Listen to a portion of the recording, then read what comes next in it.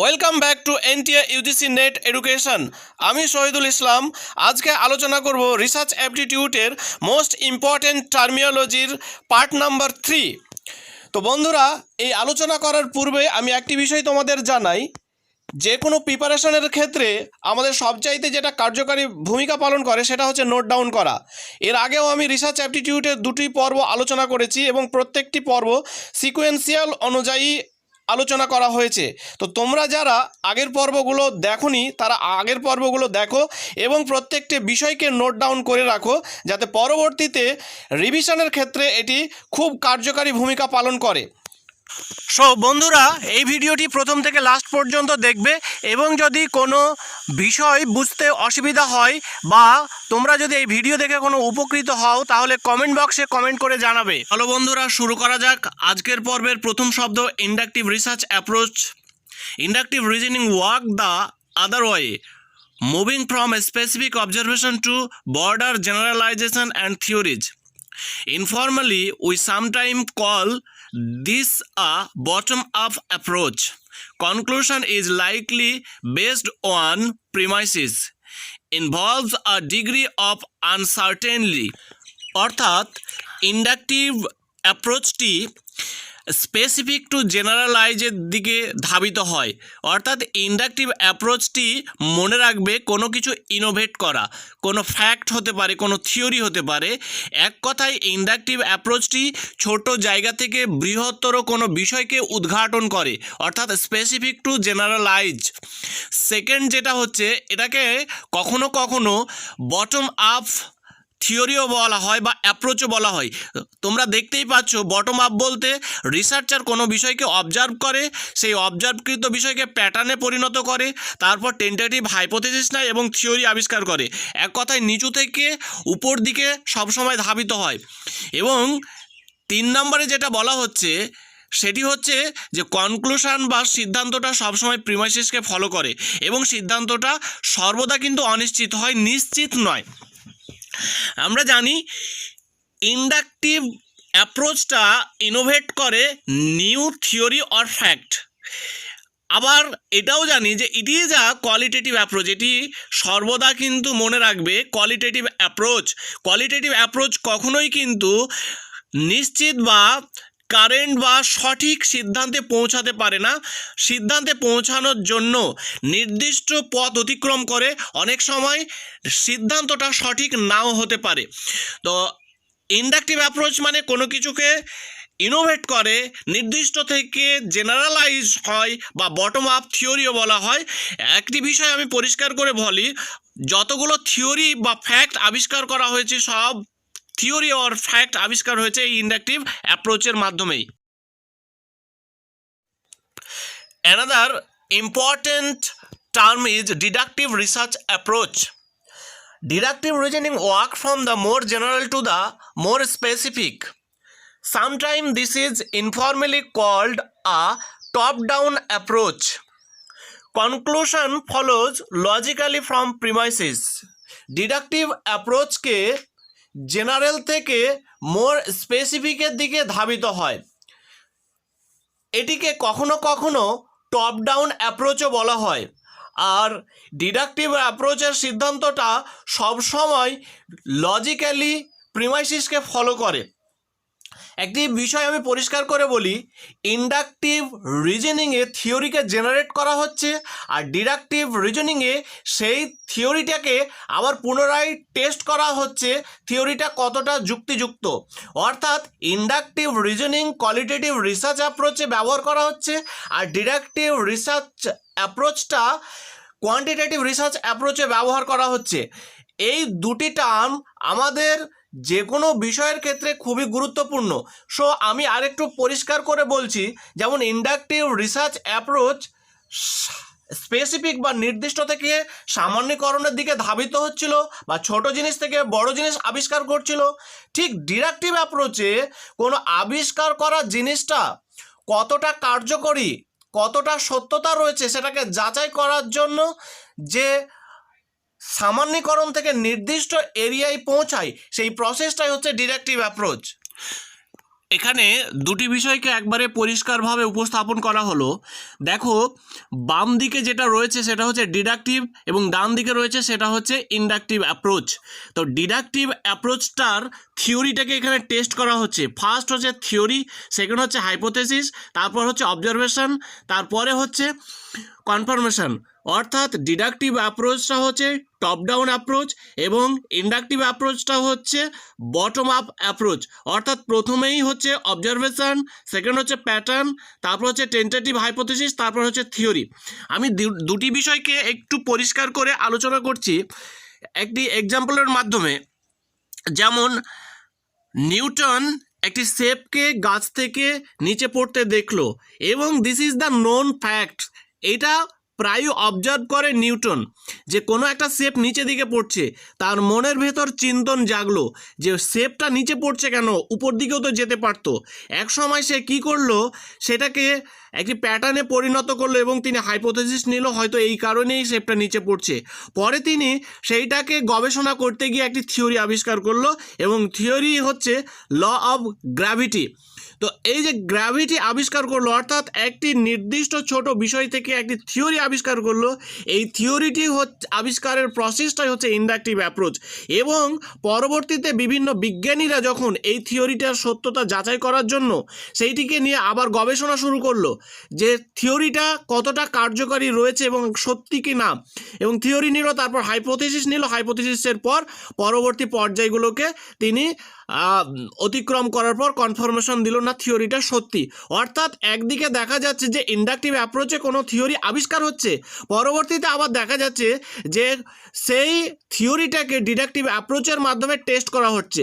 আরেকটি বিষয় আমি বারবার বলি, ইন্ডাকটিভ অ্যাপ্রোচে কোনো বিষয়কে ইনোভেট করছে এবং সেই বিষয়টিকে ডিডাকটিভ অ্যাপ্রোচে টেস্ট করছে। The next important term is generalizability. Generalizability is applied by researcher in an academic setting. It can be defined as the extension of research findings and conclusion from a study conducted on a sample population to the population at large. অর্থাৎ জেনারেলাইজেবিলিটি academic সেটিংয়ে গবেষকরা প্রয়োগ করেন। এটি গবেষণার একটি large population থেকে sample population অধ্যয়নের ফলাফলগুলির বিস্তৃতি এবং সিদ্ধান্তকে প্রকাশ করে। আমি এটাকে ক্লিয়ার করে বলছি, যে কোনো গবেষণায় গবেষণা কার্যকে প্রকাশ করার এই প্রসেসটাই হচ্ছে জেনারেলাইজেবিলিটি।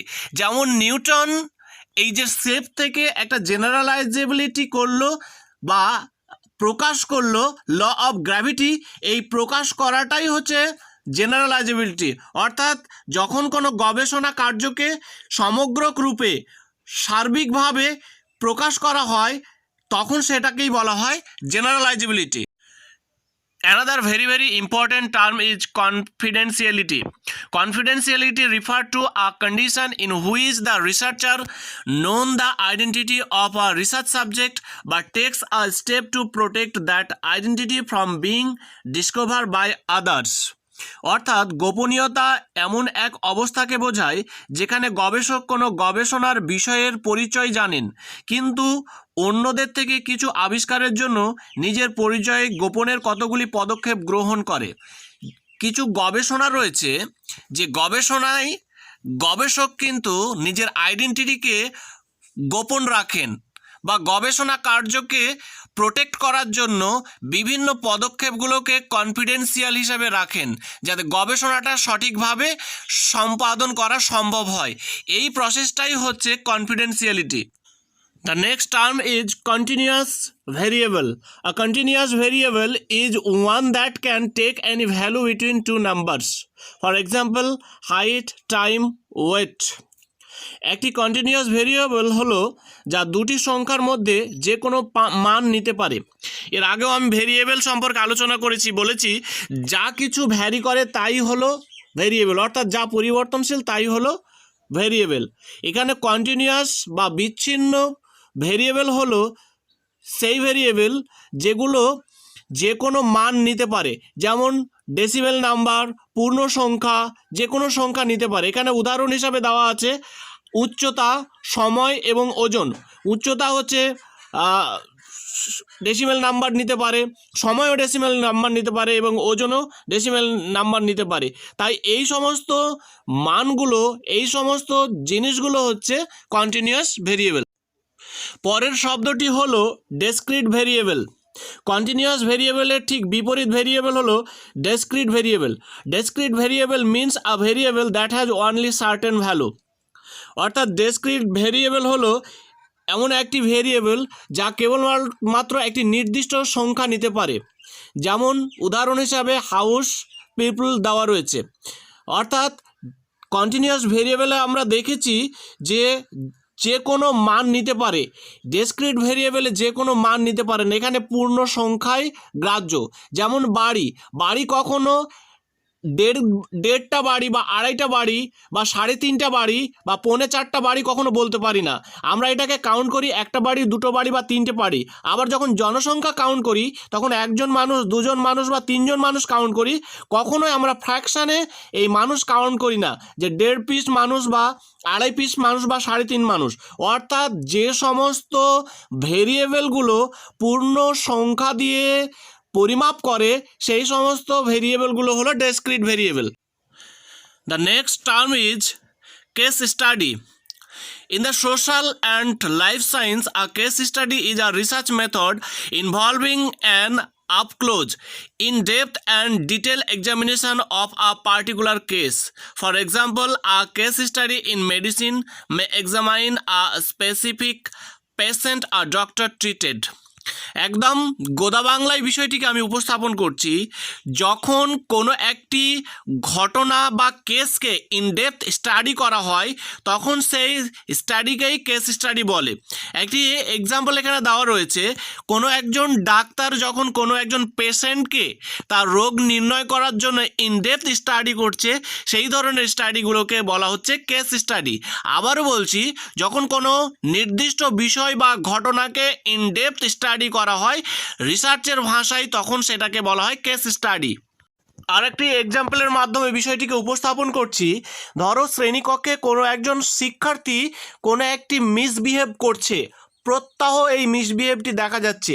শিক্ষক সেই মিসবিহেভের কারণটাকে যখন ইন ডেপথ স্টাডি করে ফাইন্ড আউট করছে, that means case study. The next term is ethnography research. It is a qualitative research design, studies the culture, value, beliefs, language of a distinct group within society. Ethnography রিসার্চটা হলো একটি গুণগত research design. এটি কি করে আমি শব্দটাকে ব্যাখ্যা করেই বলে দিচ্ছি।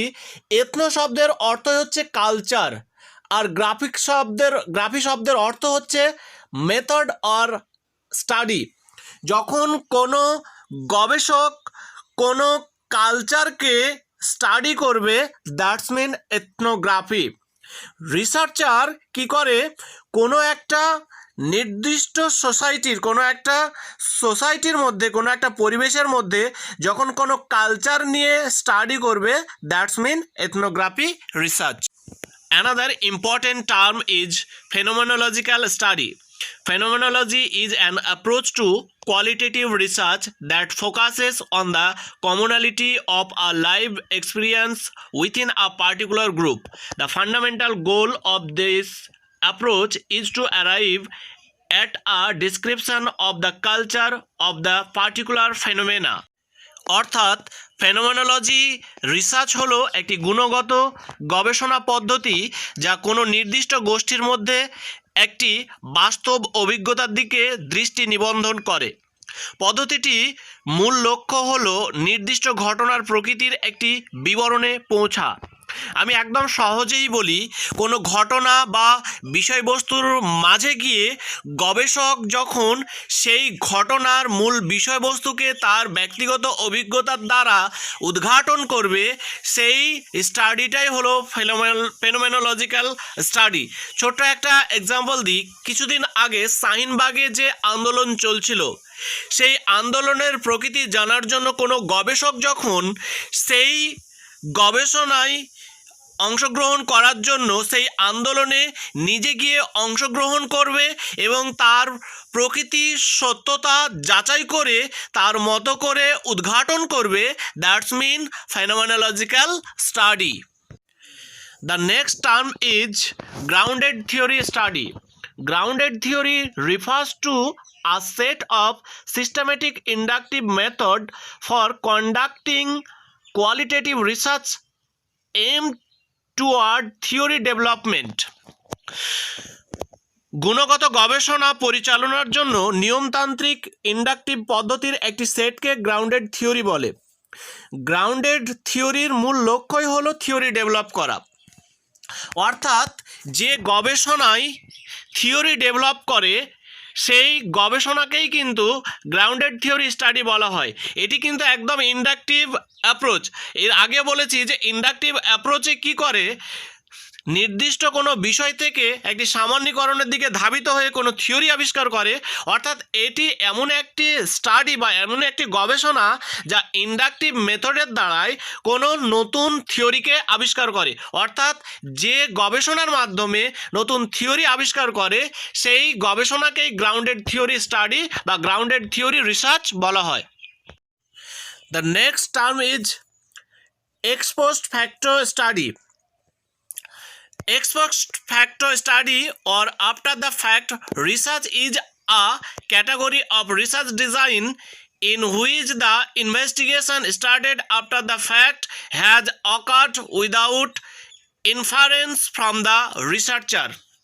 আমি একদম পরিষ্কার করে বিষয়টি বলছি, যখন কোনো ঘটনা ঘটে যাওয়ার পর গবেষক গবেষণা করেন সেই ধরনের গবেষণাকে এক্স পোস্ট ফ্যাক্টর রিসার্চ বলা হয়। পোস্টমর্টম কোনো ঘটনা ঘটে যাওয়ার পর সেই বিষয় নিয়ে যখন গবেষণা করা হয়, ধরো কোনো একটা জায়গায় বন্যা হলো, বন্যায় বিধ্বস্ত এলাকা, বন্যা হয়ে যাওয়ার পর যখন কোনো গবেষক সেই জায়গায় যাবেন এবং যাওয়ার পর বন্যা কতটা হয়েছিল, কি কি ক্ষতি হয়েছে, এই সমস্ত যাবতীয় বিষয় নিয়ে যখন গবেষণা করবেন সেই ধরনের গবেষণাকে বলা হয় x post factor research. After the fact যখন গবেষক গবেষণা করবেন তখন সেই ধরনের গবেষণাকে এক্স পোস্ট ফ্যাক্টর রিসার্চ বলা হয়। The next term is action research. Action research is a research initiated to solve an immediate problem or a reflective process of progressive problem solving led by individual working with others in terms or a part of community of practice to improve the way the address issue and solve the problem. বিষয়টি একদম সহজ। যখন কোনো তাৎক্ষণিক সমস্যা সমাধানের জন্য কোনো গবেষণা করা হবে সেই ধরনের গবেষণাকে বলা হয় অ্যাকশন রিসার্চ। এই অ্যাকশন রিসার্চ সবচাইতে বেশি শ্রেণীকক্ষে প্রযোজ্য। গবেষক বা শিক্ষক সবচাইতে বেশি শ্রেণীকক্ষে এই গবেষণা কার্য পরিচালনা করেন। একটি এক্সাম্পল দিই, ধরো শিক্ষার্থীরা কোনো ডিসিপ্লিন লঙ্ঘন করছে, কোনো প্রবলেমে পড়েছে, এখানে শিক্ষক অ্যাজ এ রিসার্চার সেই সব প্রবলেমটাকে ইমিডিয়েট যখন সলভ করবে দ্যাট মিন অ্যাকশন রিসার্চ। অর্থাৎ অ্যাকশন রিসার্চ হচ্ছে সেই ধরনের রিসার্চ যা ইমিডিয়েট কোনো প্রবলেম সলভ করে। আজকের পর্বের শেষ শব্দটি হলো randomization, a method based on chance alone by which study participant are assign to a treatment group. একদম সহজভাবে বিষয়টিকে আমি বোঝাচ্ছি। র্যান্ডমাইজেশন স্যাম্পলিংয়ের ক্ষেত্রে এই র্যান্ডমাইজেশন শব্দটি আমরা পেয়েছি। যখন স্যাম্পলিং সিলেক্ট করা হয় তখন র্যান্ডমাইজেশনটা ব্যবহার করা হয়। Randomization means by chance or equal chance. আমি সহজভাবে বোঝাই, র্যান্ডমাইজেশন হচ্ছে ধরো 7 জন ব্যক্তি রয়েছে, কোনো একজন ব্যক্তি বলল এই 7 জন ব্যক্তির মধ্যে আমি 100 টাকা দেব, যে কেউ হতে পারে। সেখানে কি করা হলো, লটারি করা হলো, বলা হলো 1 নাম্বার যে লটারির কাগজটা পাবে তাকে 100 টাকা দেওয়া হবে। এই 7 জনের মধ্যেই কিন্তু সুযোগ থাকে 1 নম্বর পাওয়ার। এই 1 নম্বর হওয়ার পদ্ধতিটাকেই বলছে র্যান্ডমাইজেশন।